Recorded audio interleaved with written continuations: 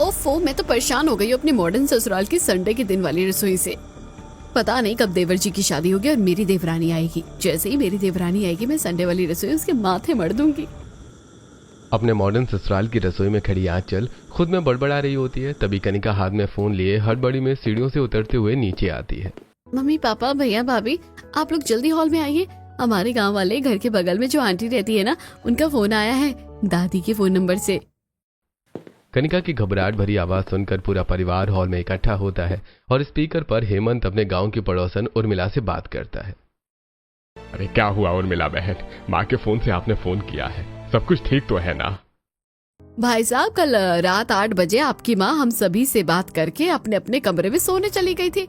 वैसे तो सुबह 5 बजे उठ जाया करती थी, पर आज 10 बजे तक अपने घर से बाहर नहीं निकली। तो हम सभी उनकी तबीयत पूछने आए तो देखा उन्होंने दुनिया छोड़ दी है। नहीं माँ जी, हमें छोड़कर नहीं जा सकते। अरे नहीं, मेरी माँ मुझे छोड़कर नहीं जा सकती। पापा, मम्मी संभालिए खुद को। अमन अपने माता पिता को दिलासा देता है और सोफे पर बैठाता है। वहीं अरुण हेमंत से फोन लेकर बात करता है। उर्मिला आंटी, दादी माँ भी कहाँ है? आप लोगों ने क्या किया है? बेटा, तुम्हारी दादी को हमने घर के आंगन में सुलाया है। तुम लोग अभी रवाना हो जाओ, कल सुबह तक पहुंच जाओगे।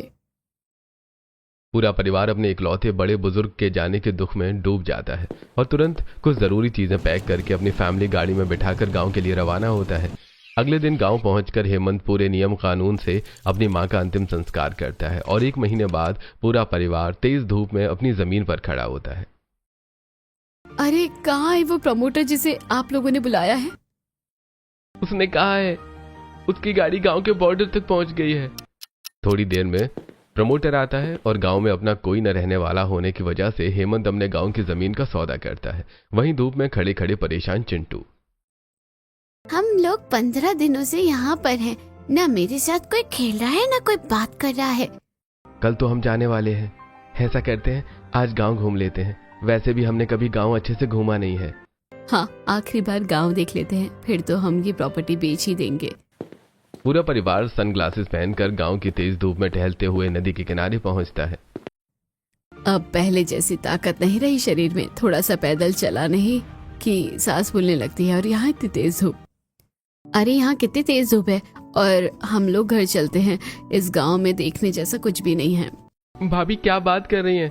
इतना सुंदर गांव है, इतनी सुंदर नदी है। अरे शहर में आपने कभी ऐसी नेचुरल ब्यूटी देखी है क्या? वाह देवर जी, क्या आइडिया दिया है आपने। कुछ न्यू हैशटैग पोस्ट करती हूँ। आंचल अपने फोन से सेल्फी क्लिक करने लगती है। वहीं चिंटू सबकी नजर से हटकर नदी के ठंडे पानी में खेलने लगता है। आहा, बहुत मजा आ रहा है, बहुत मजा आ रहा है। Hashtag ground to earth, hashtag natural beauty of India. पानी में खेलते हुए चिंटू नदी के बहाव में आकर डूबने लगता है। मम्मी बचाओ मुझे, मैं डूब रहा हूँ। मम्मी पापा बचाओ मुझे। अमन, अरुण, बचाओ उसे, बचाओ उसे। अरे ये नदी में चला गया। अमन और अरुण तुरंत पानी में उतरते हैं, पर तैरना न आने के कारण वो चिंटू तक नहीं पहुंच पा रहे होते हैं। अरे मेरा इकलौता पोता। अरुण, अमन जल्दी करो, बचाओ चिंटू को। तैरने न आने के कारण अरुण और अमन चिंटू को बचा नहीं पा रहे थे। तभी अनन्या दौड़ते हुए आती है और नदी में छलांग लगाकर बेहोश चिंटू को पानी से बाहर निकालती है। अरे जल्दी मेरे बच्चों को कोई हॉस्पिटल लेकर चलो। प्लीज आप लोग शांत हो जाइए और थोड़ी हवा आने दीजिए। अनन्या चिंटू का पेट चाप कर सारा पानी निकालती है, जिससे चिंटू खांसते हुए होश में आता है। मम्मी मैं डूब गया पानी में। चिंटू बेटा, तू डूबा नहीं है। देख, तू अपनी मम्मी के पास है। थैंक यू, तुमने मेरे बेटे को बचा लिया। कोई बात नहीं। वैसे आप लोग शहर से आए हुए लगते हैं। यहाँ आपका कोई रिश्तेदार रहता है क्या? हाँ, मेरी सासू माँ यहाँ रहा करती थी। कुछ दिन पहले ही उनका देहांत हो गया है। सुनकर तो बहुत बुरा लगा। वैसे यहाँ से मेरा घर पास में ही है। चलिए आराम कर लीजिएगा, फिर अपने घर निकल जाइएगा। ये लड़की कितनी प्यारी है और बिना अपनी जान की परवाह किए इसने हमारे चिंटू को भी बचा लिया। स्टाइल जो बताए आपकी पहचान, हर मौके के लिए खास कलेक्शन तैयार। अपनी वार्डरोब को दें नया अंदाज। चाहे हो त्योहार की रौनक, ऑफिस की एलिगेंस या फिर किसी खास दिन की सेलिब्रेशन, हर लुक के लिए मिलेगा perfect outfit. Trendy designs, premium fabrics और ऐसे रंग जो आपके कॉन्फिडेंस को करें और भी हाईलाइट। अब इंतजार किस बात का, आज ही विजिट करें इंडीजी स्टोर और अपने फैशन गेम को करें अपग्रेड। वेबसाइट विजिट करने के लिए डिस्क्रिप्शन में दिए गए लिंक पर अभी क्लिक करें और अपना फेवरेट लुक आज ही चुनें। अनन्या पूरे परिवार को अपने छोटे से घर में लेकर आती है। अरे बेटी, ये कौन लोग हैं? जी, हम वो हैं जिसकी इकलौती जान को आपकी बेटी ने बचाया है। हमारा बेटा चिंटू नदी में डूब रहा था और आपकी बेटी ने उसे अपनी जान पर खेलकर बचा लिया। बहुत अच्छा किया बेटी, और इन्हें हमारे घर लेकर आई थी, ये भी बहुत अच्छा किया। आइए बैठिए बैठिए। 2 चारपाई पर पूरा परिवार बैठता है और घर के एक कोने में अनन्या मिट्टी का चूल्हा जलाकर दाल चढ़ाती है और कच्चे आम का आम पन्ना बना रही होती है। माँ, तुमने एक छोटे बच्चे का कपड़ा खरीदा था ना, वो चिंटू को हो जाएगा, जरा वो देना। मीनाक्षी से चिंटू के लिए कपड़ा लेकर अनन्या चिंटू के गीले कपड़े बदलकर उसे नए कपड़े पहनाती है और गर्मा गर्म दाल पिलाती है। इस गर्मा गर्म दाल से चिंटू को राहत मिलेगी और सर्दी भी नहीं लगेगी। और माँ, मैंने आम पन्ना बना दिया है, तुम सभी को आम पन्ना पिलाओ। मीनाक्षी सभी को आम पन्ना पीते हैं। पूरा परिवार अनन्या के अपनेपन से बहुत खुश होता है। बेटी, तुम्हारा अपनापन और प्यार मुझे बहुत अच्छा लगा, पर अब हमें शहर के लिए निकलना होगा, हमें देर हो रही है। थैंक यू आंटी, आपने मेरी जान बचा ली, वरना मैं इस साल के एग्जाम नहीं दे पाता। चल बंतर, इस साल क्या अगले साल भी एग्जाम देगा तू। पूरा परिवार हंसते हुए अनन्या के घर से विदा लेता है और अपने पुश्तैनी घर के पास पहुंचकर बाहर खड़ी अपनी गाड़ी में बैठकर शहर के लिए रवाना हो जाता है। ऐसे कुछ दिन बीतते हैं और एक दिन पूरा परिवार डाइनिंग टेबल पर खाना खाने बैठा होता है। चिंटू बेटा, अच्छे से खाना खाना, पेट भर कर खाना खाओगे तभी ना तुम्हारी सेहत में ताकत आएगी। हाँ दादी, मैं तो पेट भरकर खाना खाता हूँ। काश उस लड़की से मैं दोबारा मिल पाता। कितनी सुंदर लड़की थी। जब से गांव से आया हूँ उसी का चेहरा मेरी आंखों के सामने घूम रहा है। अमन रोटी सब्जी खाते हुए रोटी का निवाला बनाकर बिना सब्जी लगाए खा रहा होता है। अरे अश्विनी, तुमने अमन की शादी के लिए अपनी कुछ सहेलियों से बात चलाई थी ना, क्या हुआ? कोई अच्छी लड़की मिली? नहीं, हमारे अमन को पसंद आया ऐसी सीधी सादी लड़की मिली ही नहीं रही है। हमें भी हमारे बिजनेस बैकग्राउंड में कोई लड़की दिख नहीं रही है। क्या हुआ देवर जी, सब्जी अच्छी नहीं बनी है क्या? नहीं भाभी, सब्जी अच्छी बनी है, मुझे पसंद है। मुझे करेले की सब्जी बहुत पसंद है। करेले की सब्जी?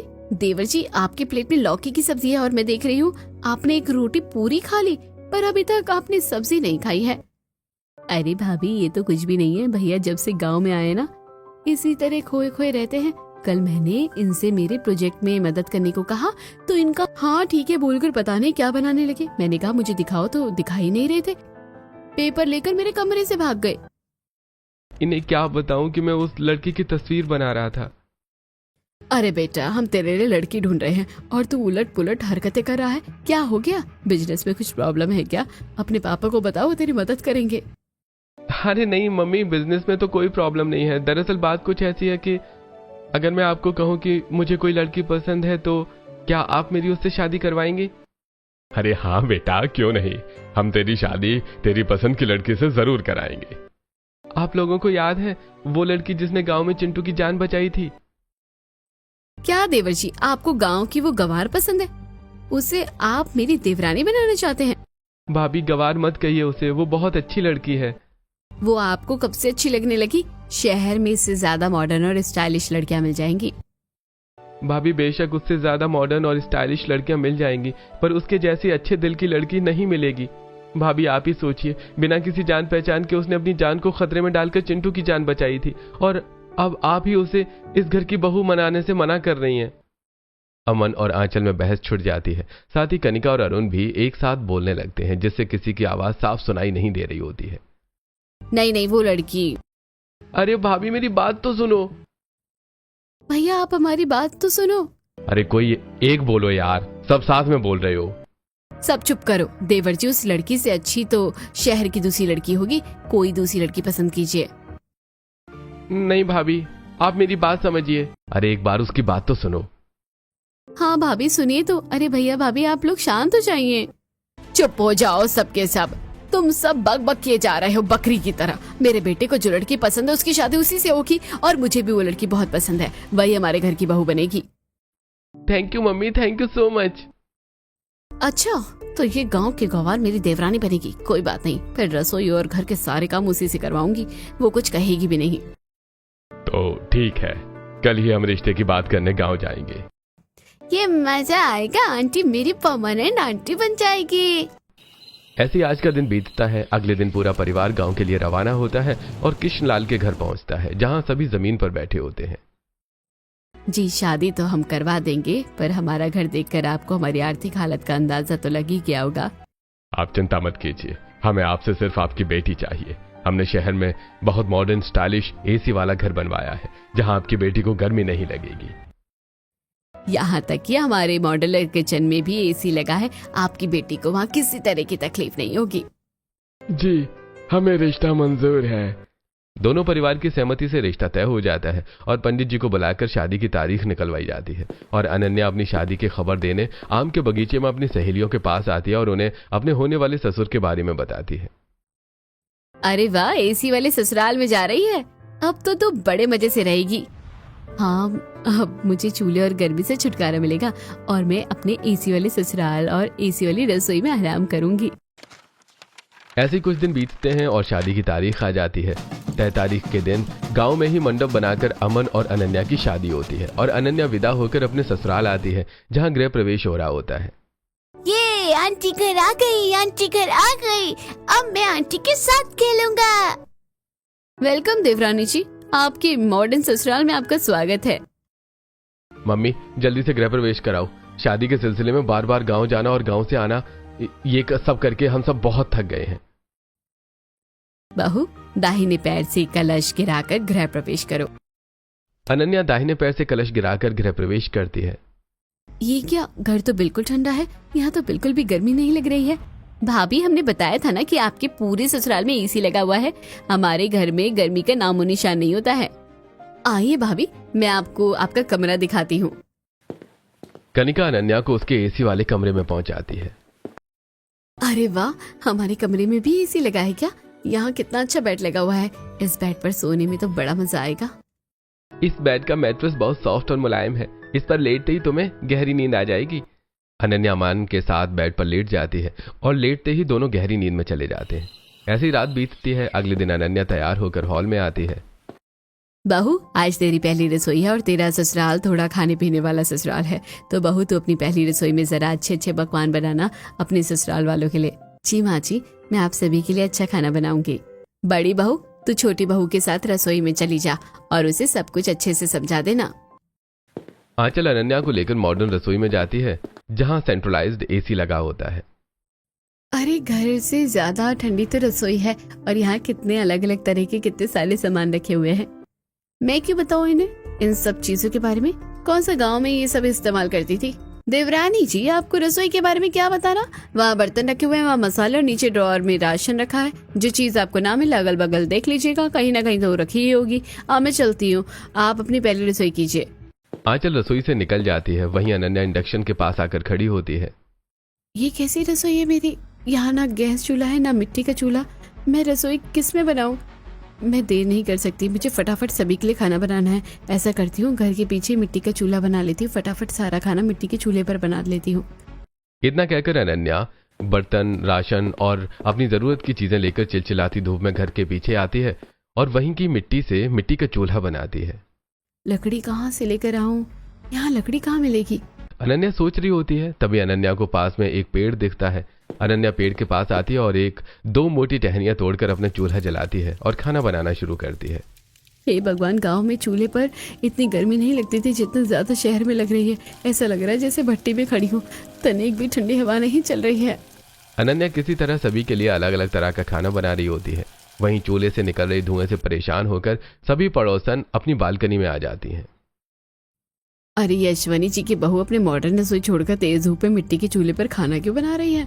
अश्वनी जी की बहू गांव से है ना, गांव में आज भी मिट्टी के चूल्हे पर पहली रसोई होती है, शायद इसीलिए। इससे परेशानी तो बहुत हो रही होगी, पर अगर रस्म है तो क्यों किसी की भावना को ठेस पहुंचाना, करने देते हैं इस रस्म को। इतना कहकर सभी पड़ोसन वापस अपने घरों में चली जाती हैं। वहीं पहली रसोई में अनन्या का पूरा चेहरा पसीने से भर गया होता है। पूरी सब्जी, पुलाव, रायता, रोटी, दाल, आम पन्ना, दाल पराठे, खीर और रसमलाई मैंने बनाया है। अब सभी को डाइनिंग टेबल पर बुलाती हूँ। अनन्या सारा खाना घर में लेकर आती है और डाइनिंग टेबल पर सजाती है। फिर अपने ससुराल वालों को आवाज देकर बुलाती है। सभी आकर डाइनिंग टेबल पर बैठते हैं और खाना शुरू करते हैं। अरे वाह, बहू खाना तो बहुत टेस्टी बना है। बहू, मैंने सोचा नहीं था कि तू अपने पहले दिन में इतना स्वादिष्ट खाना बनाएगी। मजा आ गया, मन तृप्त हो गया ऐसा खाना खाकर। बहू आज से तू ही हमारे लिए खाना बनाया करना। ऐसा टेस्टी खाना तो हम भूल ही गए थे कि खाना इतना स्वादिष्ट भी हुआ करता है। बहू, हमारे रविवार के दिन भी तू हमारे लिए ऐसा ही खाना बनाना।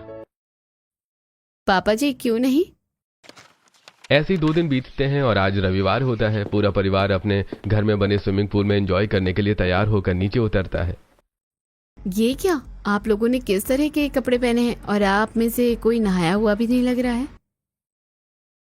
बहू, हम में से कोई नहाया नहीं है तो नहाया हुआ कैसे लगेगा? भाई, हम सभी अपने घर में बने स्विमिंग पूल में नहाने जा रहे हैं। क्या मेरे ससुराल में स्विमिंग पूल भी है? हाँ भाभी, हॉल के बाद जो गैलरी है ना, वहीं पर हमने अपना एक स्विमिंग पूल बनवाया है। हाँ भाभी, आप लोग चलिए, मैं सारी तैयारी करवाता हूँ। पूरा परिवार अपने घर में बने स्विमिंग पूल के पास आता है और स्विमिंग पूल के ठंडे पानी में उतरकर एक दूसरे के ऊपर पानी उछालकर खेलने लगता है। वहीं आंचल अनन्या को लेकर रसोई में आती है। देखिए देवरानी जी, आपके हाथों का खाना तो सभी को पसंद ही है।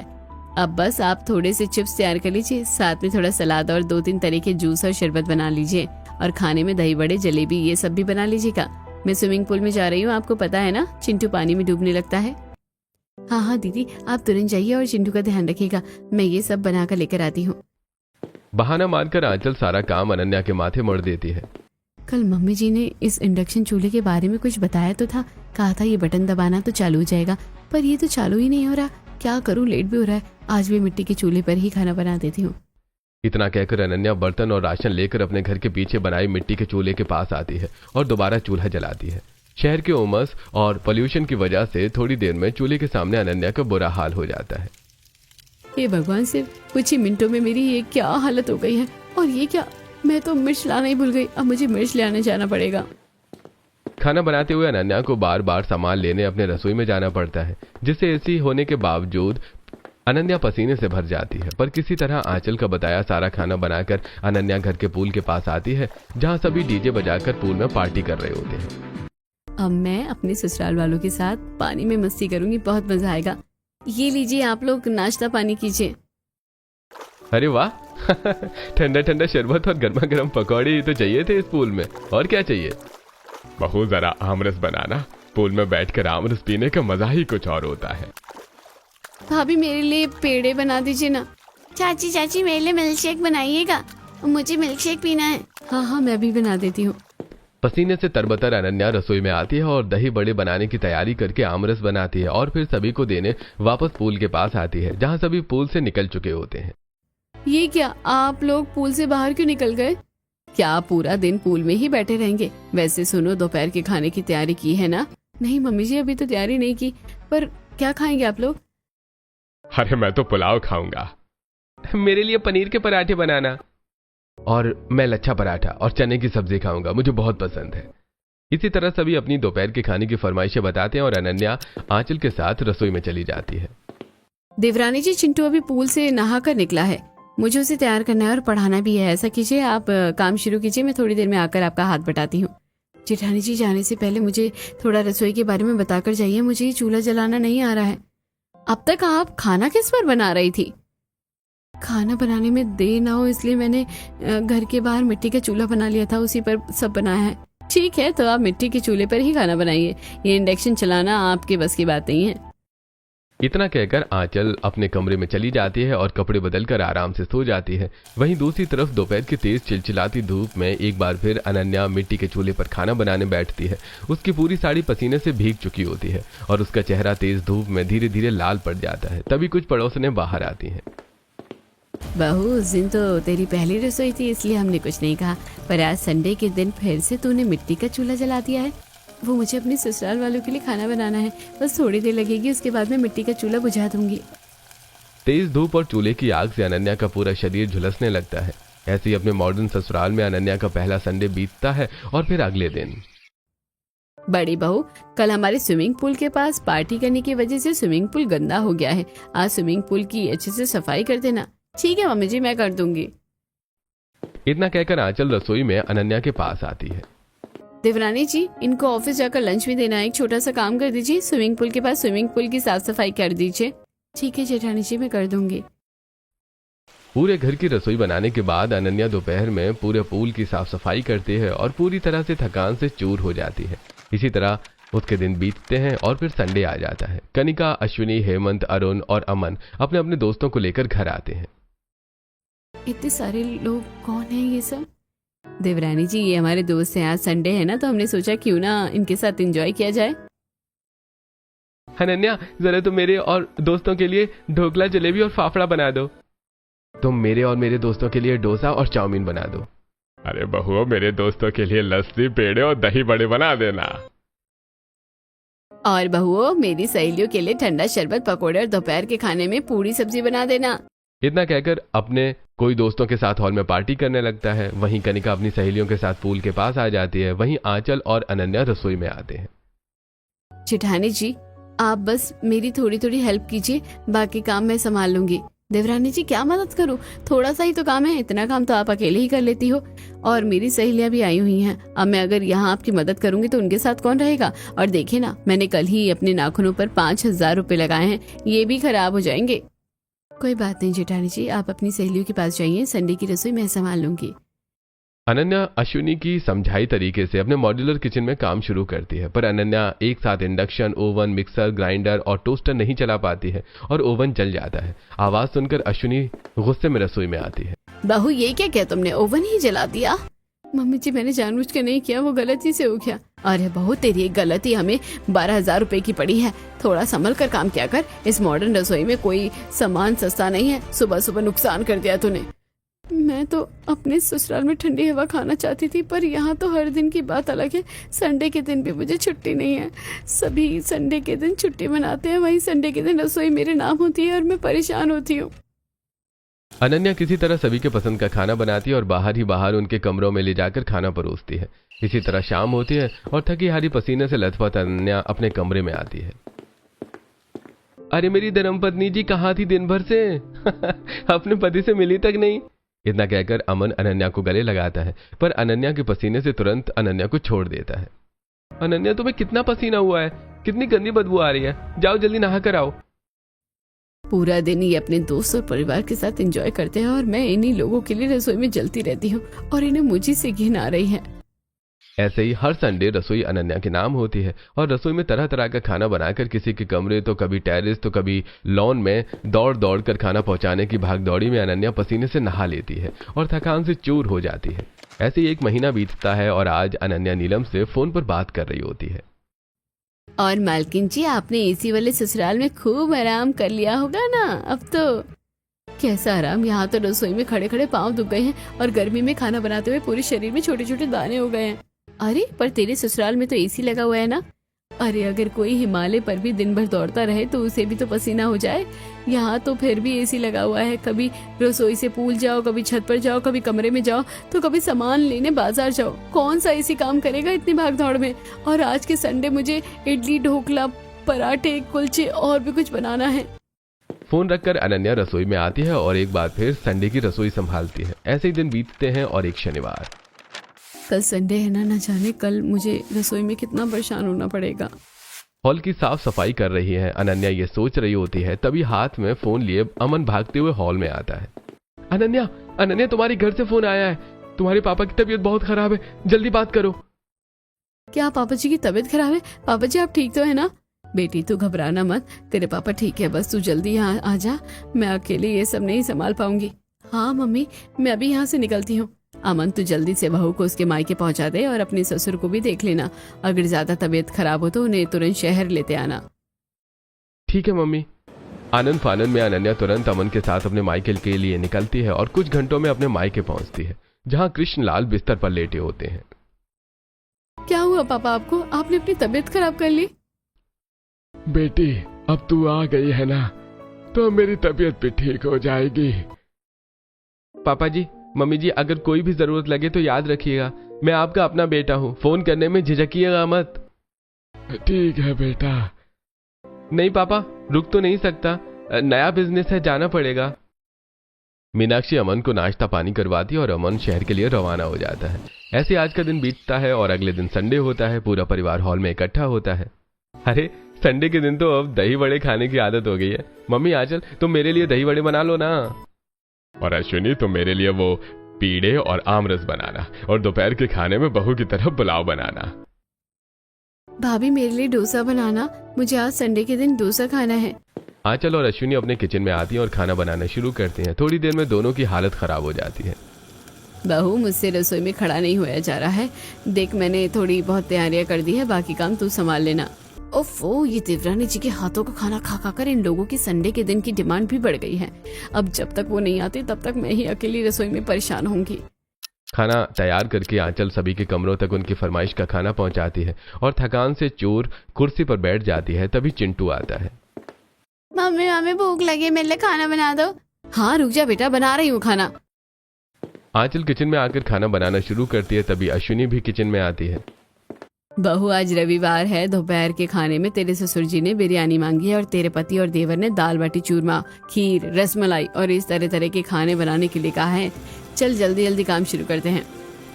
अश्विनी और आंचल अपने मॉड्यूलर रसोई में खाना बनाना शुरू करती हैं। किचन में एसी होने के बावजूद दोनों के चेहरे पसीने से भीग जाते हैं और पांव कांपने शुरू हो जाते हैं।